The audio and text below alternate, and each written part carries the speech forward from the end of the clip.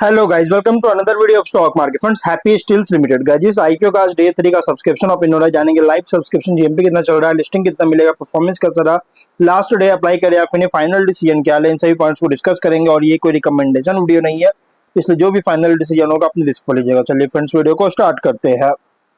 तो guys IPO 9 को open हुआ था 13 जुलाई, आज क्लोज किया जा रहा है। 16 जुलाई का लिस्टिंग डेट, 10 रुपीज का फेस वैल्यू, 62 टू 66 रुपीज का प्राइस बैंड, 2000 शेयर्स की lot size, fresh capital, book build IPO 25 crore, issue size 37.9 lakh shares issue किया गया। Share India securities market maker NSE SME पे लिस्टिंग किया जा रहा है। अलॉटमेंट डेट 14 जुलाई का, 15 को रिफंड रिलीज किया जाएगा, शेयर्स डिमैट अकाउंट में क्रेडिट होगा।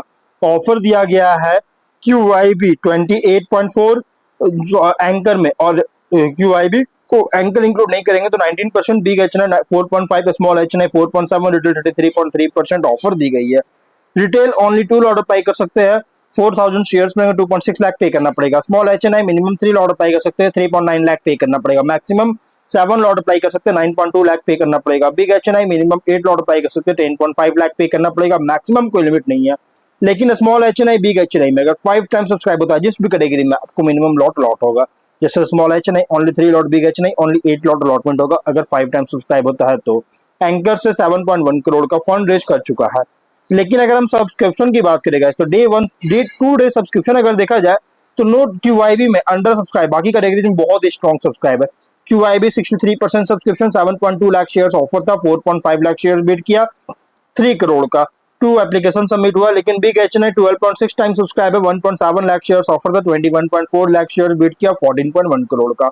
स्मॉल एचएनआई 4.3 टाइम सब्सक्राइब है, 1.8 लाख शेयर्स ऑफर था, 7.7 लाख शेयर्स का बीट किया, 5.1 करोड़ का। और रिटेल में 3.6 टाइम सब्सक्राइब है, 12.6 लाख शेयर्स ऑफर था, 45.4 लाख शेयर्स बीट किया, 30 करोड़ का।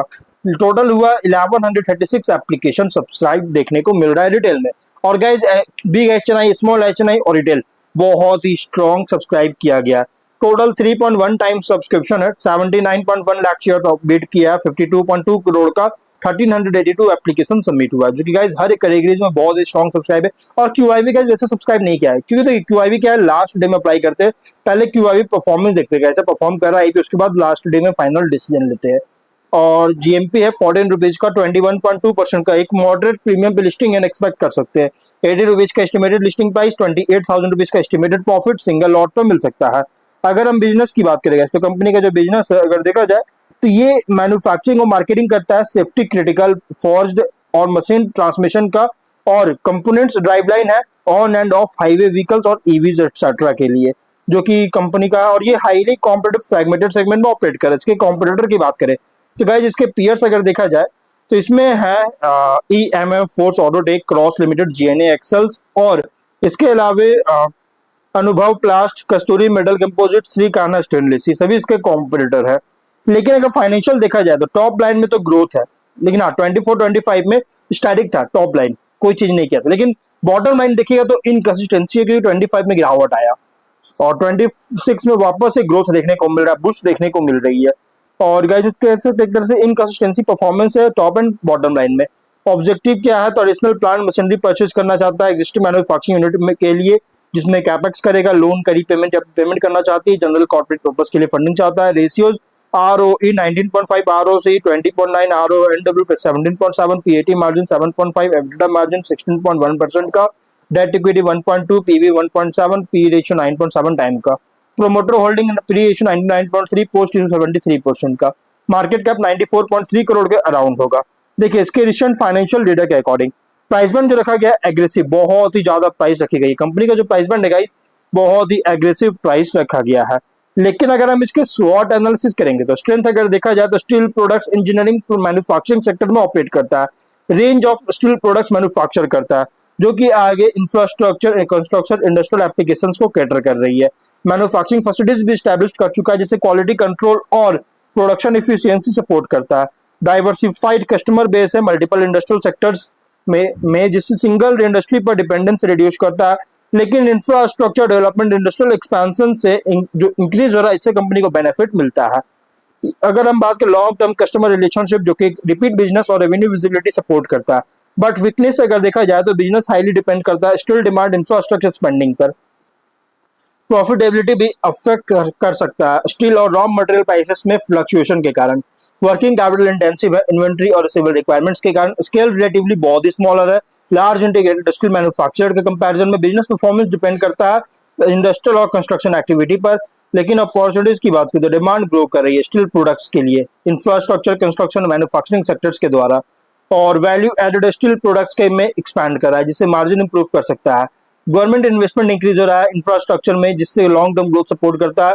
न्यू डोमेस्टिक और एक्सपोर्ट मार्केट्स में एक्सपैंड करने का अपॉर्चुनिटी मिल रही है। कैपेसिटी एक्सपेंशन जिससे इकोनॉमीज ऑफ स्केल और ऑपरेशनल इफिशिएंसी इंप्रूव कर सकता है। बट थ्रेट अगर देखा जाए तो स्ट्रॉन्ग कंपटीशन है डोमेस्टिक और इंटरनेशनल स्टील मैन्युफैक्चरर से। रॉ मटेरियल एनर्जी प्राइसेस में वोलेटिलिटी के कारण प्रॉफिटेबिलिटी इंपैक्ट कर सकता है। इकोनॉमिक स्लो डाउन के कारण इंडस्ट्रियल और कंस्ट्रक्शन डिमांड रिड्यूस कर सकता है। इन्वायरमेंटल रेगुलेशंस में कोई बदलाव होता है तो कॉम्प्लायंस कॉस्ट को इंक्रीज कर सकता है। सप्लाई चेन अगर डिस्ट्रप्शन होता है तो प्रोडक्शन और डिलीवरीज को अफेक्ट कर सकता है। पीयर कॉन्टेक्स्ट में लार्ज स्टील मैन्युफैक्चरर के कंपैरिजन में ऑपरेट कर रहा है as a mid scale steel products manufacturer. Other steel companies के अगेंस्ट देखा जाए तो प्रोडक्ट क्वालिटी का manufacturing capability, customer relationship, timely delivery पर कम्पीट करता है। इन्वेस्टर के लिए आईपीओ प्रेजेंट कर रहा है steel and industrial manufacturing sector play जहां ग्रोथ डिपेंड करता है infrastructure spending, steel demand, capacity utilisation, efficient cost management पर। और स्ट्रैटेजी की अगर बात करें तो लिस्टिंग स्ट्रैटेजी अगर देखा जाए तो लिस्टिंग इनके लिए अगर सब्सक्रिप्शन डिमांड स्ट्रॉन्ग होता है, रिटेल, एचएनआई, क्यूआईबी कैटेगरीज में हर एक कैटेगरी तो कंसीडर कर सकते हैं। लेकिन जीएमपी और सब्सक्रिप्शन ट्रेंड दोनों मॉनिटर कीजिएगा इशू क्लोज से पहले। लॉन्ग टर्म इन्वेस्टमेंट व्यू के अकॉर्डिंग देखिए उन इन्वेस्टर के लिए सुटेबल है जिनका पॉजिटिव आउटलुक है स्टील और इंफ्रास्ट्रक्चर सेक्टर्स पर। लेकिन ऑर्डर बुक ग्रोथ, साथ में कैपेसिटी यूटिलाइजेशन, ऑपरेटिंग मार्जिन और कस्टमर डाइवर्सिफिकेशन, रेवेन्यू ग्रोथ को ट्रैक कीजिएगा लिस्टिंग के बाद, ये इंपॉर्टेंट पॉइंट होगा। स्ट्रैटेजी वर्डिक्ट लिस्टिंग इनके लिए सब्सक्रिप्शन डिमांड और जीएमपी सपोर्टिव होता है तो कंसीडर कर सकते हैं। लॉन्ग टर्म के लिए सिलेक्टिव, लेकिन उन इन्वेस्टर के लिए जिनका लॉन्ग टर्म व्यू है स्टील और इंफ्रास्ट्रक्चर सेक्टर पर। देखिए ओवरऑल अगर बात करें कंपनी जरा थोड़ा रिस्की आईपीओ है। एक तो टॉप कंपनी का फाइनेंशियल इनकंसिस्टेंसी देखने को मिल रहा है बॉटम लाइन में, और टॉप लाइन 24-25 में स्टैटिक था। और यहाँ पे गाइस देखिए अगर आप अच्छे से एनालाइज करिए सीकर से एक्स्ट्रा कैश है तो आप कंसीडर कर सकते हैं मीडियम टर्म के लिए। बट फाइनल डिसीजन अपने रिस्क पर लीजिएगा, ये कोई रिकमेंडेशन वीडियो नहीं है। तो गाइस वीडियो यहीं पे एंड करते हैं। अगर कोई डाउट है कमेंट बॉक्स में पूछे। मिलते हैं नेक्स्ट वीडियो में।